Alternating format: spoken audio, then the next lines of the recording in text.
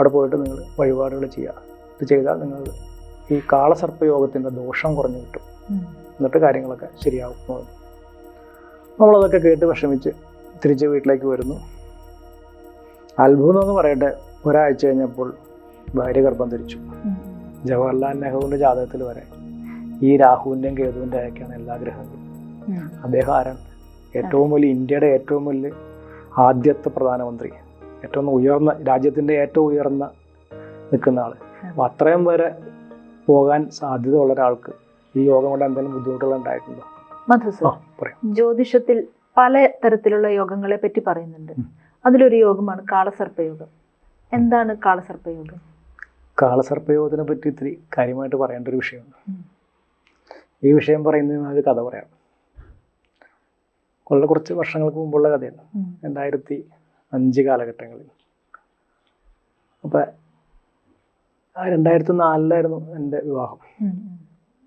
അപ്പം വിവാഹം കഴിഞ്ഞു 5-6 മാസമായിട്ടും കുട്ടികളൊന്നും ആയിട്ടില്ല.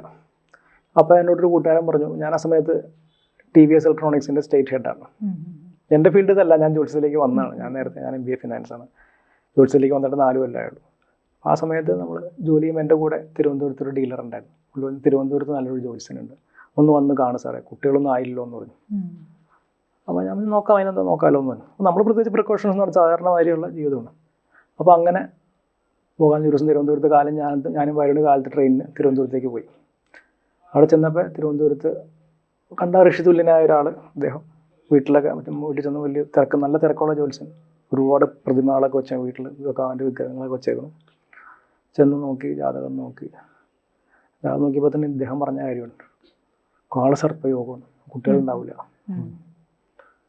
ഇത് കേട്ടപ്പോൾ നമ്മൾ പിടിച്ചുപോയി. കാരണം ജ്യോതിഷമൊന്നും അറിയില്ല. കാരണം നമ്മൾ വിഷയം താല്പര്യം ജ്യോത്സ്യന്മാരെടുത്ത് പോകും, വിഷയത്തിനോട് താല്പര്യമുള്ള നമ്മളെല്ലാവരും പറഞ്ഞാൽ കേൾക്കും. ഇത് വയ്യൊന്നായിപ്പോയി, നിങ്ങൾക്ക് കുട്ടികളുണ്ടാവില്ല. അപ്പം എന്താ കാര്യം സാറെന്ന് ചോദിച്ചു. അപ്പോൾ നിങ്ങളുടെ ഭാര്യയ്ക്ക് കാളസർപ്പയോഗമുണ്ട്, അതുകൊണ്ട് കുട്ടികളുണ്ടാവില്ല എന്ന് പറഞ്ഞു. നമ്മളാ വിഷമിച്ചു പോയി. ഇനി എന്താ അടുത്ത വഴി? എന്തായാലും കുട്ടികളുണ്ടാവും, ജന്മത്ത് കുട്ടികളുണ്ടാവില്ല എന്ന് തീരുമാനിച്ചു. കാരണം അറിയപ്പെടുന്ന ഒരു ജ്യോത്സ്യനാണ് പറഞ്ഞേക്കണം. അങ്ങനെ വന്നപ്പോൾ ഇനിയിപ്പോൾ എന്താ പ്രതിവിധി? അങ്ങൊരു പ്രതിവിധി, എന്തിനും ഒരു വഴി, എന്തിനും പരിഹാരം ഉണ്ടാവുമല്ലോ.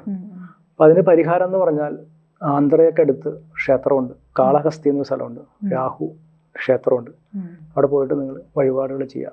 ഇത് ചെയ്താൽ നിങ്ങൾ ഈ കാളസർപ്പയോഗത്തിൻ്റെ ദോഷം കുറഞ്ഞു കിട്ടും, എന്നിട്ട് കാര്യങ്ങളൊക്കെ ശരിയാവും. നമ്മളതൊക്കെ കേട്ട് വിഷമിച്ച് തിരിച്ച് വീട്ടിലേക്ക് വരുന്നു. അത്ഭുതം എന്ന് പറയട്ടെ, ഒരാഴ്ച കഴിഞ്ഞപ്പോൾ ഭാര്യ ഗർഭം ധരിച്ചു. അപ്പം അന്ന് എൻ്റെ മനസ്സിൽ കിടപ്പുണ്ട്, കാളസർപ്പയോഗം ഇതെന്താണ്, ഇതിലെന്താണ് ഇതിൻ്റെ വസ്തുത.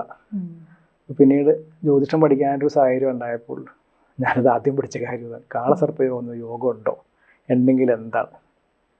അപ്പോൾ നമുക്ക് കാളസർപ്പയോഗത്തിലേക്ക് വരാം. കാളസർപ്പയോഗം എന്ന് പറഞ്ഞാൽ ഒരാളുടെ ഗ്രഹനിലയിൽ 7 ഗ്രഹങ്ങൾ രാഹുവിൻ്റെയും കേതുവിൻ്റെ ഇടയ്ക്ക് പ്രത്യക്ഷപ്പെട്ടാൽ അതിന് കാളസർപ്പയോഗം എന്നാണ് പൊതുവേ പറയുന്നത്. പക്ഷേ ഇതിൽ പ്രധാനപ്പെട്ട ഒരു കാര്യം എന്ന് വെച്ചാൽ, ജ്യോതിഷത്തിൻ്റെ ക്ലാസിക്കുകളായ ബൃഹത് പരാശര ഓരാശാസ്ത്ര, പരാശര മഹർഷി എഴുതിയ പുസ്തകം, ഇതിൽ കാളസർപ്പയോഗത്തെ പറ്റി പറഞ്ഞിട്ടില്ല. സർവാർത്ഥ ചിന്താമണി, ഇതിൽ കാളസർപ്പയോഗത്തെ പറ്റി പറഞ്ഞിട്ടില്ല. ജാതക പാരിജാതം, അതിൽ കാളസർപ്പയോഗത്തെ പറ്റി പറഞ്ഞിട്ടില്ല. മാനസാഗരി പദ്ധതി, ഇതിൽ കാളസർപ്പയോഗത്തെ പറ്റി പറഞ്ഞിട്ടില്ല. പിന്നെ എവിടെ നിന്ന് കാളസർപ്പയോഗം വന്നു? അപ്പോൾ കാളസർപ്പയോഗത്തിൽ നമ്മൾ വിശ്വസിക്കണോ? എൻ്റെ അനുഭവത്തിൽ പറഞ്ഞാൽ വിശ്വസിക്കേണ്ട. ഇതിനെപ്പറ്റി കൂടുതൽ നമ്മൾ അന്വേഷിച്ച് പിടിച്ച് വന്നപ്പോൾ ഈ KN റാവു എന്ന് പറഞ്ഞ പ്രശസ്തനായ ജ്യോത്സ്യനുണ്ട്. അദ്ദേഹം ഇതുപോലെ തന്നെ കാളസർപ്പയോഗത്തിനെ പറ്റിയൊരു പുസ്തകം തന്നെ എഴുതിയിട്ടുണ്ട്. ഒരു 10,000 ജാതകങ്ങൾ പരിശോധിച്ച് അദ്ദേഹം പറഞ്ഞ് ഇങ്ങനൊരു യോഗം തന്നെ ഇല്ല എന്ന് പറഞ്ഞു. അതായത് നമ്മുടെ ഇന്ത്യയുടെ പ്രധാനമന്ത്രിയായ ജവഹർലാൽ നെഹ്റുവിൻ്റെ ജാതകത്തിൽ വരെ ഈ രാഹുവിൻ്റെയും കേതുവിൻ്റെ ഒക്കെയാണ് എല്ലാ ഗ്രഹങ്ങളും. അദ്ദേഹം ആരാണ്? ഏറ്റവും വലിയ ഇന്ത്യയുടെ ഏറ്റവും വലിയ ആദ്യത്തെ പ്രധാനമന്ത്രി, ഏറ്റവും ഉയർന്ന രാജ്യത്തിൻ്റെ ഏറ്റവും ഉയർന്ന നിൽക്കുന്ന ആൾ. അപ്പം അത്രയും വരെ പോകാൻ സാധ്യത ഉള്ള ഒരാൾക്ക് ഈ യോഗം കൊണ്ട് എന്തെങ്കിലും ബുദ്ധിമുട്ടുകൾ ഉണ്ടായിട്ടുണ്ടോ? ഇപ്പോഴത്തെ കാലത്ത് കാളസർപ്പയോഗം ഒരുപാട് അതിനെപ്പറ്റി ആൾക്കാർ പറയുന്നുണ്ട്. അതിൻ്റെ പരിഹാരങ്ങളൊക്കെ ആന്ധ്രയിൽ പോയിട്ട് ക്ഷേത്രത്തിൽ പോയി ചെയ്യാനാണ് പറഞ്ഞത്. അതുകൊണ്ട് കാളസർപ്പയോഗത്തിനെ പറ്റി ആരും ഒന്നും പേടിക്കേണ്ട കാര്യമില്ല. പ്രധാനപ്പെട്ട ജ്യോതിഷത്തിൻ്റെ പുസ്തകങ്ങളിലൊന്നും ഈ പറഞ്ഞ 5-6 പുസ്തകങ്ങൾ ഞാൻ പറഞ്ഞു, ക്ലാസിക് എന്ന് പറയുന്ന പുസ്തകങ്ങൾ, ബൃഹത് പരാശര ശാസ്ത്ര, അതുപോലെ മാനസാഗിരി പദ്ധതി, ജാതകാതി, ഇതിലെങ്ങും പറയുന്നില്ല. ഇതിലൊന്നും പറയാതെ യോഗത്തിനെ പറ്റി നമ്മൾ വിശ്വസിക്കേണ്ട കാര്യമില്ല. പരാശര മഹർഷി പറഞ്ഞിട്ടുണ്ടോ? പരാശര മഹർഷിയാണ് ജ്യോതിഷത്തിന്റെ പരമഗുരു. അതിൻ്റെ മുകളിൽ ആരുമില്ല. അദ്ദേഹം ഇതിനെപ്പറ്റി പറഞ്ഞിട്ടില്ല. അപ്പോൾ നമ്മൾ അതിനെപ്പറ്റി ആലോചിച്ച് വിഷമിക്കേണ്ട കാര്യമില്ല. കാളസർപ്പയോഗം ജാതകത്തിലുണ്ടെന്ന് ആരും വിഷമിക്കേണ്ട കാര്യമൊന്നുമില്ല. അങ്ങനെ ഒരു യോഗമില്ല, അതിന് പരിഹാരവുമില്ല. അങ്ങനെ ഉണ്ടെങ്കിൽ പരിഹാരത്തിന് പോകേണ്ട കാര്യമുള്ളൂ. ഞാൻ എൻ്റെ കാര്യം പറഞ്ഞാൽ എൻ്റെ അനുഭവം ഈ പറഞ്ഞ കുട്ടികളുണ്ടാവില്ല, ജോലിയിൽ പ്രശ്നങ്ങൾ, ഇങ്ങനെയൊക്കെ പറഞ്ഞ ആൾക്കാർ പലതും പറയും. ജ്യോതിഷത്തിൻ്റെ ക്ലാസിക്കുകളിലൊന്നും ഇങ്ങനൊരു യോഗത്തിനെ പറ്റി പറഞ്ഞിട്ടില്ല. അപ്പോൾ നമുക്കതിനെപ്പറ്റി പേടിക്കേണ്ട കാര്യമില്ല. കാളസർപ്പയോഗം ഉണ്ടെന്ന് ആരും വിഷമിക്കേണ്ട. ധൈര്യമായിട്ട് മുമ്പോട്ട് പോവുക, ഭഗവാനെ പ്രാർത്ഥിക്കാൻ മുമ്പോട്ട് പോവുക. ആർക്കും പേടിക്കേണ്ട കാര്യങ്ങളില്ല. അതാണ് വാസ്തവം. കാളസർപ്പയോഗത്തിനെ പറ്റി അതാണ് പറയാനുള്ളത്. ഇതിനകത്ത് വേറൊരു സംശയമുണ്ട്. ഇതില് ചില ആളുകൾ പറയും കാലസർപ്പയോഗം, ചില സ്ഥലത്ത് പറയും കാളസർപ്പയോഗം. ഇതിൽ രണ്ടിൽ ഏതാണ് ശരി? അങ്ങനെ ഒരു യോഗമില്ല എന്ന് പറഞ്ഞു, എന്നാലും ഒരു ആകാംക്ഷയുടെ പുറത്ത് ചോദിക്കുവാണ്. സാധാരണ രീതി എല്ലാവരും പറയുന്ന കാളസർപ്പയോഗം എന്ന് പറയുന്നത്, കാള എന്ന് പറയണത്. കാളസർപ്പയോഗം ഈ പുസ്തകങ്ങളൊക്കെ ഈ പറഞ്ഞ കേന്ദ്ര റൗജിയുടെ പുസ്തകമൊക്കെ കാളസർപ്പയോഗം എന്ന് പറയണത്. കാല എന്നുള്ള ഞാൻ കേട്ടിട്ടില്ല, കാരണം അതിൽ കാര്യമില്ല. കാളസർപ്പയോഗം എന്ന് പറയുന്നത് കാളസർപ്പം എന്നുള്ള പറയണത്. സർപ്പം എന്ന് പറഞ്ഞാൽ കാളസർപ്പം, ഏറ്റവും വലിയ സർപ്പത്തിനാണ് കാളസർപ്പം എന്ന് പറയുന്നത്. അനന്തൻ എന്നൊക്കെ പറഞ്ഞിട്ടില്ലേ? അപ്പൊ കാളസർപ്പത്തിന് ഒരു ഭയങ്കര ഒരു വലിയൊരു ഭീമാകാരമായ ഒരു സർപ്പം എന്നുള്ള അർത്ഥത്തിലല്ലേ കാളസർപ്പം, കാള. അപ്പൊ അങ്ങനെ കാളസർപ്പയോഗം തന്നെ ആ പേര് തന്നെ ആവാൻ സാധ്യത. പക്ഷെ എന്താണ് അതിനെപ്പറ്റി പേടിക്കേണ്ട കാര്യമില്ല. അങ്ങനെ ഒരു യോഗമേ ഇല്ല. ഇല്ലാത്ത യോഗത്തിനെ പറ്റി നമ്മൾ അതിനെപ്പറ്റി വിഷമിക്കേണ്ട കാര്യങ്ങളൊന്നുമില്ല. ആരും അതിനെപ്പറ്റി പേടിക്കണ്ട. ആരതിനെപ്പറ്റി പറഞ്ഞാലും പേടിക്കണ്ട. ധൈര്യമായിട്ട് മുമ്പോട്ട് പോവുക. നിങ്ങളുടെ ഞാൻ പറഞ്ഞില്ലേ, ഇന്ത്യയുടെ ആദ്യത്തെ പ്രധാനമന്ത്രി ജവഹർലാൽ നെഹ്റു, അത്രയും വലിയ പോസ്റ്റിലെത്തിയ ആൾ അദ്ദേഹം. അദ്ദേഹത്തിന്റെ ജാതകത്തിൽ ഈ പറഞ്ഞ രാഹുവിന്റെ കേതുവിന്റെ ഇടയ്ക്ക് ഗ്രഹങ്ങൾ, അദ്ദേഹത്തിന് എവിടെയെങ്കിലും കുറവുകളുണ്ടായോ? ഒരു രാജ്യത്തിന്റെ ലോകത്തെ ഏറ്റവും വലിയ ഇതുള്ള രാജ്യത്തിന്റെ പ്രധാനമന്ത്രി അദ്ദേഹമായി. അതുകൊണ്ട് അത് തന്നെ ഏറ്റവും ദൃഷ്ടാന്തമാണ്. ഈ യോഗം എന്നൊരു സംഭവം ഇല്ല. പിന്നെ പരാശര മഹർഷി പറയാത്ത കാര്യങ്ങളൊന്നും നമുക്ക് വിശ്വസിക്കാൻ പറ്റില്ല. കാരണം അതിൽ ബൃഹത് പരാശര വരാശാസ്ത്രമാണ് ജ്യോതിഷത്തിന്റെ ഏറ്റവും ഒതന്റിക് ആയിട്ടുള്ള ബുക്ക്. അതിൽ പറഞ്ഞിട്ടില്ല. ഇനി അതിനുശേഷം പിന്നീട് വന്ന ആചാര്യന്മാർ പറഞ്ഞ പുസ്തകങ്ങൾ, ഈ പറഞ്ഞ 4-5 പുസ്തകങ്ങളിലൊന്നും ഈ ഒരു വാക്കേ വന്നിട്ടില്ല. പിന്നെ ഏത് കാലത്ത് വന്നു, ആര് കൊണ്ടുവന്നു, ഏതൊക്കെ കാലത്ത് ഇതിലേക്ക് കയറി വന്നു, അതിലേക്ക് നമ്മൾ കടക്കാണ്ടിരിക്കണമെന്നല്ല. അങ്ങനെ ഒരു യോഗമില്ല. അതുകൊണ്ട് ആ ഒരു യോഗത്തിനെ പറ്റി ആരും പേടിക്കണ്ട.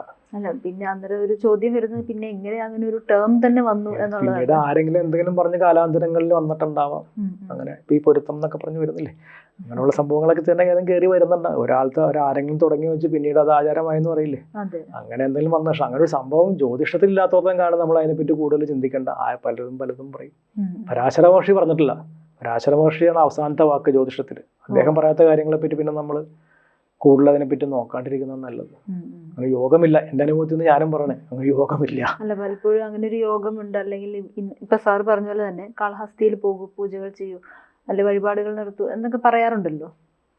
ആളുകൾക്ക് ഭയപ്പാടാകുമെന്ന്. കുറച്ചൊരു കൊമേഴ്ഷ്യൽ സംഭവങ്ങൾ അതിന്റെ പിറകിൽ പ്രതീക്ഷിക്കാം. അത്രേ ഉള്ളൂ, അല്ലാതെ വേറെ ഒന്നും അതിനകത്തില്ല. ഇപ്പൊ പൊതുവെ എല്ലാരും പറയുന്നൊരു യോഗമാണത്. അല്ലാതെ അതിൽ പേടിക്കാനൊന്നുമില്ല. പൊതുവെ എല്ലാവരും പറയുന്ന ഒരു യോഗം കാളസർപ്പയോഗം, അല്ലെങ്കിൽ ഏഴരശനി എന്നൊക്കെ പറയില്ലേ, അതൊക്കെ ഒരു. അല്ല, ഏഴരശനി ഇപ്പൊ നമുക്ക് പൊതുവില് എല്ലാവർക്കും തന്നെ ഉണ്ട് എന്നൊരു തോന്നലുണ്ട്. ഇത് ഇല്ലാത്തൊരു സംഭവം. ഇതങ്ങനെ എനിക്ക് കാളസർപ്പയോഗം എന്ന് ആരും പറയുന്നത് കേട്ടിട്ടില്ല ഇതുവരെ. പക്ഷെ അങ്ങനെ ഒരു ടേം ആണെങ്കിൽ നല്ല പ്രസിദ്ധമാണ്. വടക്കേ ഇന്ത്യയിൽ ഇത് വളരെ പ്രചാരമാണ്. കാളസർപ്പയോഗം ഒരുപാട് ഉപയോഗിക്കുന്ന ഒരു വാക്കാണ്. കാളസർപ്പയോഗം ഉണ്ടെന്ന് പറഞ്ഞ് പലരും ഇങ്ങനെ പറയാറുണ്ട്. പക്ഷെ അങ്ങനെ യോഗമില്ല. പരാശര മഹർഷി പറയാത്ത നമുക്കൊന്നും വിശ്വസിക്കേണ്ട കാര്യമില്ല. അദ്ദേഹമാണ് അവസാനത്തെ വാക്ക്. അത് തന്നെ ആലോചിച്ചാൽ മതി. ബൃഹത് പരാശര വരാശാസ്ത്ര പുസ്തകത്തിൽ 2 വോള്യം ഉണ്ട്, കഞ്ചൻ പബ്ലിഷേഴ്സിന്റെ. അതിലെങ്ങും ഒരു വാക്ക് പറഞ്ഞിട്ടില്ല. മലയാളത്തിൽ വിവർത്തനം ചെയ്യുന്നുണ്ട്, അതിലൊരു വാക്കില്ല. അതില്ലാത്തോളം കാലം നമ്മൾ അതിനെപ്പറ്റി പേടിക്കേണ്ട യാതൊരു കാര്യമില്ല. അതാണ് കാളസർപ്പയോഗം. ഉണ്ടെങ്കിൽ തന്നെ ഇല്ല. ഓക്കെ. ജ്യോതിഷമോ വാസ്തുവോ പൂജയോ നിങ്ങൾക്ക് ആവശ്യമുണ്ടോ? താഴെ കാണുന്ന നമ്പറിൽ വാട്സപ്പ് ചെയ്യൂ. നിങ്ങൾ ചെയ്യേണ്ടത് ഇത്രമാത്രം. താഴെ കാണുന്ന നമ്പർ നിങ്ങളുടെ മൊബൈലിൽ സേവ് ചെയ്യൂ. അതിനുശേഷം ഞങ്ങളുടെ നമ്പറിലേക്ക് വാട്സപ്പിലേക്ക് ഹായ് അയക്കൂ. ജ്യോതിഷ സംബന്ധമായ എല്ലാ ആവശ്യങ്ങൾക്കും ABC മലയാളം നിങ്ങളോടൊപ്പമുണ്ട്.